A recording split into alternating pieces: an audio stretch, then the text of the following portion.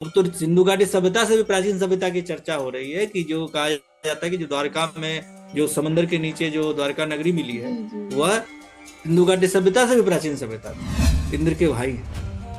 अच्छा। इंद्र और अग्नि दो भाई हैं। हम्म। इतना ही नहीं, अग्नि को धरती का पुत्र भी कहा गया है। अच्छा।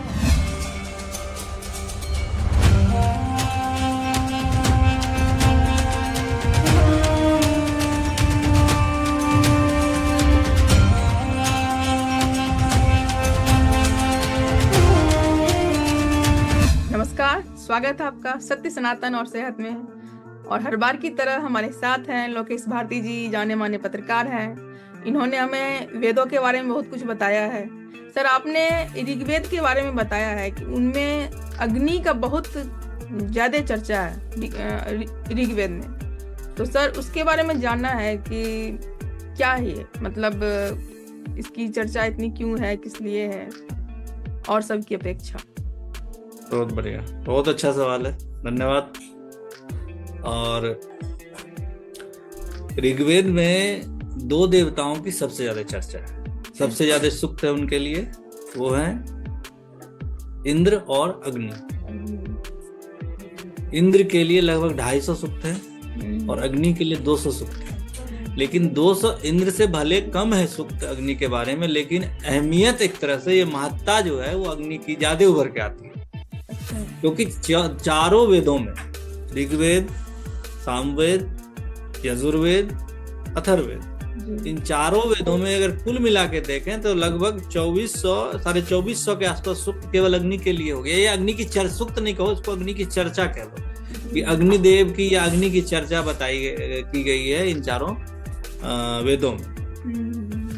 आखिर एक सवाल तो मन में उठता ही है कि अग्निदेव, अग्नि को इतनी अहमियत क्यों दी गई। दरअसल जब ऋग्वेदिक पीरियड की हम बात करते हैं, जो कि 1500 ईसा पूर्व से 1000 ईसा पूर्व माना गया अभी तक के इतिहास के हिसाब से, हालांकि इतिहास में कई बार चीजें अचानक बदल जाती हैं। जैसे 1921 ईस्वी में जब ये कंफर्म हो गया कि हड़प्पन सिंधु घाटी सभ्यता स्थापित हो गया कि एक बहुत बड़ी सभ्यता थी, सिंधु घाटी के क्षेत्र के अलावा बाहर भी फैली हुई थी। तो जो भारत की सबसे प्राचीन सभ्यता ऋग्वैदिक मानी जाती थी 1500 ईसा पूर्व, वह अचानक 2700-2800 3000 ईसा पूर्व पहुंच गया। यानी 1500 ईसा पूर्व और जुड़ गया उसमें, क्योंकि वो खोज हो गई। उससे पहले तक ये 1500 ईसा पूर्व ही तो है इनकी सभ्यता ऋग्वैदिक, लेकिन सिंधु घाटी सभ्यता उससे भी प्राचीन मानी गई। अभी ये माना जाता है कि ऋग्वैदिक सभ्यता 1500 ईसा पूर्व से 1000 ईसा पूर्व है। कल लोग कुछ और खोजा जाएगा तो कहेंगे नहीं, ऋग्वैदिक सभ्यता और ज्यादा पुरानी थी। हो सकता है। अब तो सिंधु घाटी सभ्यता से भी प्राचीन सभ्यता की चर्चा हो रही है कि जो कहा जाता है कि जो द्वारका में जो समंदर के नीचे जो द्वारका नगरी मिली है वह सिंधु घाटी सभ्यता से भी प्राचीन सभ्यता थी, जो महाभारत काल उसको आप कहते हैं। हाँ, और मोदी जी ने तो उद्घाटन भी किया है, वो सबमरीन में जाके आप देख सकते हैं, समंदर में 25 मीटर या 50-100 मीटर जो भी है उसके नीचे जाके देख सकते हैं, उसके प्रमाण है। तो इसीलिए, लेकिन फिलहाल जो हमारे पास में साक्ष्य उसके हिसाब से 1500 ईसा पूर्व से 1000 ईसा पूर्व के बीच में ऋग्वैदिक सभ्यता थी, और ऋग्वेद का संकलन अलग अलग ऋषियों द्वारा किया गया। जब ऋग्वेद के संकलन की बात करते हैं तो उसमें पहला जो है छंद है, और पहले मंडल का जो छंद है वो अग्नि के लिए समर्पित है जी। और उसके जो ऋषि हैं वो विश्वामित्र करके हैं नाम उनका, मधुछंदा विश्वामित्र, जो कि विश्वामित्र के पुत्र थे। अच्छा। तो उन्होंने इसका जो है संकलन किया है, या उसके ऋषि माने जाते हैं विश्वामित्र, मधुछंदा विश्वामित्र। तो उस जो संकलन है अग्नि के बारे में, जो चर्चा है ऋग्वेद में, कहा गया है कि अग्नि जो है वो इंद्र के भाई है। अच्छा। इंद्र और अग्नि दो भाई है। इतना ही नहीं, अग्नि को धरती का पुत्र भी कहा गया है। अच्छा। अग्नि को राक्षस हंता भी कहा गया है। अग्नि के बारे में कहा गया है कि अग्नि जो है यह जन्म के साथ शुरू होता है और मृत्यु तक चलता रहता है, आप इससे भाग नहीं सकते। और धार्मिक दृष्टिकोण इसका ये आता है कि जब यज्ञ होता था, क्योंकि मैंने पहले भी कहा कि ऋग्वैदिक काल में यज्ञों का बहुत महत्व, सामान्य जीवन में गौ का महत्व था, गाय का, जी। जब गाय, वो उस समय में पूरे गांव के या पूरी एक सोसाइटी के लोग एक जगह गाय बांधते थे। गोपुरम, गोधन, वहीं से शुरू हुआ गोत्र। अच्छा। गोत्र भी कहा जाता है कि वहीं से निकला। फिर उसी से हुआ कि हम लोग 7 पीढ़ियों तक आपस में शादी नहीं कर सकते। 7 पीढ़ी का देखा जाता है ना, शादी हिंदुओं में 7 पीढ़ी तक शादी नहीं हो सकती, पिछली 7 पीढ़ी एक दूसरे से रिलेटेड नहीं होना चाहिए। तो एक तो बताया यज्ञ का, दूसरा गोधन का। तो अग्नि के बिना यज्ञ कैसे? इज इट पॉसिबल कि आप यज्ञ करिए और अग्नि की उपस्थिति ना हो? आज आप सत्यनारायण भगवान की कथा करिए, सुबह में आप धूप दिखाइए, शाम में आरती कीजिए, कभी भी कुछ कीजिए, क्या अग्नि के बिना मुमकिन है? नहीं, संभव है। अब वो अग्नि कैसे लाते हैं वो सवाल नहीं है। माचिस से लाते हैं, लाइटर से लाते हैं, किससे लाते हैं, इससे कोई फर्क नहीं पड़ता। असल में सच क्या है? अग्नि है। जी। बाकी किस चीज को जलाते हैं? कागज जला के करते हैं, पेट्रोल जला के करते हैं, डीजल जला के, वो अलग बात। असल चीज है अग्नि। और यह एक अग्नि ऐसी चीज है, इस ब्रह्मांड में किसी जगह खोजने जाओ, कुछ मिले ना मिले, हवा ना मिले, पानी ना मिले, क्या मिलेगा? अग्नि। अग्नि। सूरज में भी क्या है? अग्नि। किसी भी तारे में खोजोगे क्या मिलेगा? अग्नि। इस धरती के नीचे अग्नि। एक कॉन्सेप्ट क्वांटम फिजिक्स का यह भी आया। इस इंसान, जानवर, धरती, आकाश, पाताल, everything is nothing but energy level. कभी कहानी सुनी होगी बचपन में कि कोई ऋषि थे इतने कि वो अचानक पेड़ को बोलते थे चलो, पेड़ पे बैठ जाते थे, पेड़ गाड़ी बन जाती थी, वो चल देते थे पेड़ पे बैठे। या कोई भी निर्जीव चीज को बोलते थे चलो, पत्थर पे बैठे चल दी, वही गाड़ी बन गई। इसको साइंटिफिक फॉर्म में देखें तो वो उस एनर्जी लेवल को समझते थे और खुद को भी या तो उस एनर्जी लेवल पे ले जाते थे या उस पत्थर के एनर्जी लेवल को बढ़ा देते थे। हो गया, काम हो गया उनका। एनर्जी इतनी आती कहां से थी? एनर्जी तो फॉर्म बताती नहीं है। यही तो है कि ऊर्जा की बात है, ऊर्जा का सिद्धांत है। साइंस में 7th 8th 9th क्लास में भी पढ़ाया जाता है ऊर्जा संरक्षण का सिद्धांत, कि ऊर्जा को ना ही आप बना सकते हैं ना आप खत्म कर सकते हैं, ऊर्जा का रूप केवल बदलता रहता है।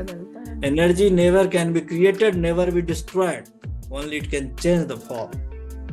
जो कहते हैं हमारे यहाँ जो मृत्यु जन्म का जो परंपरा पे जो बात की जाती है मृत्यु जन्म पे, तो यही तो होता है कि शरीर बदलता है, आत्मा तो अजर अमर है। आत्मा को ना आप जला सकते हैं ना सुखा सकते हैं, आत्मा बस अपना शरीर बदलता रहता है। अभी कुछ दिन पहले ही भी एक साइंस मैं मैगजीन पढ़ रहा था, उसमें एक चर्चा थी कि जो हम लोग मृत्यु का मतलब समझते हैं वो हो सकता है ये मतलब हो ही नहीं, हमारे दिमाग में बिठा दिया गया कि यही मृत्यु है, इससे डरो, इसका तुम्हारा सब कुछ खत्म हो जाएगा। हो सकता है ये हो ही नहीं खत्म। क्या? ये कुछ एक अलग लेवल की चीज है। ये हो सकता है कभी इस पे जब आगे और रिसर्च होगा, चीजें होंगी तो लोगों के सामने आएंगी चीजें। तो कहने का वापस आते अपने मुद्दे पे, अग्नि की उपस्थिति हर जगह है जी। इस जगह भी है, उस जगह भी है, ब्रह्मांड में भी है। यहाँ तक कि दूसरे जो स्टार हैं, दूसरे प्लस सब जगह। धरती का कोर किसका बना हुआ? अग्नि है। जब ज्वालामुखी फटता है तो क्या होता है? अग्नि निकलता। क्या निकलता है? लावा निकलता है। लावा क्या? अग्नि है। सूरज पूरा का पूरा अग्नि है। अग्नि का ही तो वो गोला है, आपका गोला है।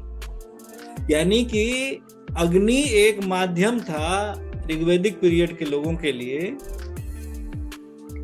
अपने चढ़ावा को, अपना जो हम भगवान को आहुति देते थे, इसको हवि कहते थे, यानी प्रसाद को भगवान दूसरे देवताओं तक पहुंचाने का माध्यम अग्नि थी। हवि वाहन भी कहा जाता है अग्नि को। तो बहुत सारे ऐसे नाम हैं अग्नि के। अग्नि की अहमियत क्यों समझी गई? राक्षस हंता भी कहा गया है। ऋग्वैदिक पीरियड की जब हम बात करते हैं तो उस समय धरती के, अपने भारत की जनसंख्या बहुत कम थी, जंगलों का साम्राज्य था। अभी लगभग 21-22% जंगल है भारत में, मुश्किल से पेड़ पौधे हैं। उस समय मुझे लगता है कम से कम 95% से ऊपर जंगल रहा। जहां जहां जंगल है वहां पे तो लोग ज्यादातर जंगल में ही रहते थे। जी जी। थोड़ा काटा, अगल बगल में जंगल, जैसे अभी क्या है कई जगह गांव के बगल में जंगल के बगल में गांव बना लिया है, शेर हाथी ये सब आ जाता है जंगल से। तो उस समय तो और ज्यादा जंगल था, तो उस समय जो जानवर आ जाते होंगे उनसे बचने में अग्नि बहुत काम करता था, क्योंकि आग देख के जानवर भाग जाते हैं। डर को भगाने वाला जो, चूंकि अग्नि प्रकाश देता है, उस समय कोई इलेक्ट्रिसिटी तो थी नहीं, तो फिर तो डर को भगाने में अग्नि का अहम रोल होता है। अंधेरा है, डर लग रहा है, लाइट जलाइए, एक तरह की अग्नि जलाइए, डर भाग गया। इनको समझा था हमारे पूर्वजों ने। जी बिल्कुल। इसलिए राक्षस हंता भी कहा, राक्षस को खत्म करने वाला, डर को खत्म करने वाला। दूसरा, खाना पकाने में बिना अग्नि के तो सवाल ही नहीं उठता। भोजन, पहले के लोग भले कंदमूल खा लेते थे, अब खाइए खा लीजिए। अगर जो मैंने पहले चर्चा किया है कि भगवान की रसोई का अगर जितना उपयोग करते हैं, शरीर उतना स्वस्थ रहेगा, उतना ही स्वस्थ रहेगा। लिखित दे रहा हूं, जितना ज्यादा भगवान की रसोई, यानी जिस फॉर्म में, जिस कुदरती फॉर्म में जो मिला है, उसको थोड़ा साफ करिए, खाइए, तो शरीर उतना ही सेहतमंद रहेगा। ये जो पेट अंदर निकाल निकाल करके, पहले था, मैं भी पहले था, नहीं समझा था इन चीजों को, और इतना चर्बी जमा करके, चेहरा इतना बड़ा करके, और कहते हैं इतनी बीमारियां होगी।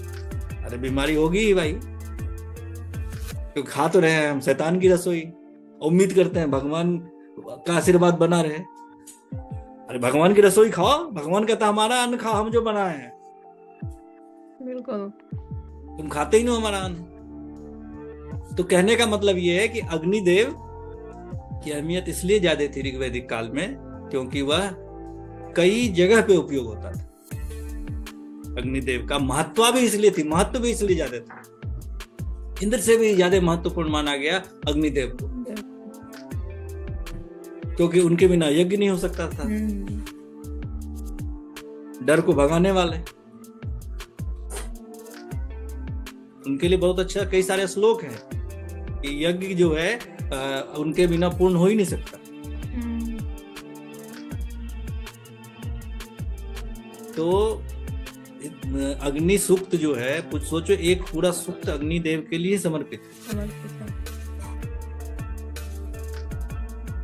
इसीलिए जो हमारे ऋग्वेद में है, ऋग्वेदिक काल में जो चीजों की बात की गई, चर्चा की गई है, ये जो मैं अभी बता रहा था कि इंद्र और अग्नि भाई हैं, ये एक सूक्त है, पुरुष सूक्त। जरूरत पड़ेगी तो कभी हम उस पर भी बात करेंगे, उसमें इसकी चर्चा है। अच्छा, कि अग्नि और इंद्र जो है, अग्नि सूक्त में तो अग्नि के बारे में चर्चा है ही, बाकी सूक्तों में भी अग्नि की चर्चा है। और यह इंपॉर्टेंट क्यों रहा होगा उस समय लोगों के लिए, इसकी चर्चा इसलिए रही होगी क्योंकि सोचो आज के ही वक्त में तुम ये सोचो कि इस धरती से आग खत्म हो जाए, क्या होगा? यानी आग जले ही नहीं, जितने कल कारखाने हैं बंद हो जाएंगे, बिजली का पैदावार बंद हो जाए, मतलब कुछ खाना पीना पकना बंद हो जाएगा। आज के लिए भी ये जब साइंस इतना इवॉल्व कर गया, पेट में भी तो अग्नि ही जलती है ना सर। जठराग्नि है, बहुत अच्छा, लेकिन वो अग्नि अलग है। वो पेट की आग अलग है। अग्नि खत्म तो कहने का, हाँ बिल्कुल, तो कहने का मतलब ये है कि अग्निदेव जो हैं वो उस समय भी उतने ही अहम थे, आज भी उतने ही हैं, और उनके बिना कल्पना भी नहीं कर सकते। बिल्कुल। इसलिए ऋग्वेदिक काल में भी इनके बारे में भरपूर लिखा गया, ऋग्वेद में भी काफी कुछ लिखा गया। ऋग्वेद ही नहीं, बाकी तीनों, उसके अलावा और तीनों वेदों में भी इनके बारे में काफी कुछ लिखा गया अग्निदेव के बारे में। 200 श्लोक, 200 सूक्त हैं, बहुत बड़ी बात है।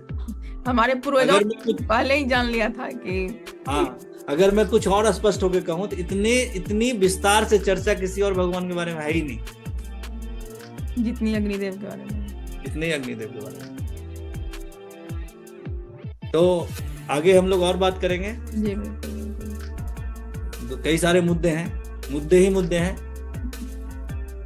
जी सर, देखते रहिए सत्य सनातन और सनातन और सेहत। सेहत। सब्सक्राइब करिए, रहिए, कमेंट करिए, जैसा भी लगे, अच्छा लगे बुरा जो भी लगे, सवाल हो वो पूछते रहिए, तब हम तक सब के लिए जवाब देंगे।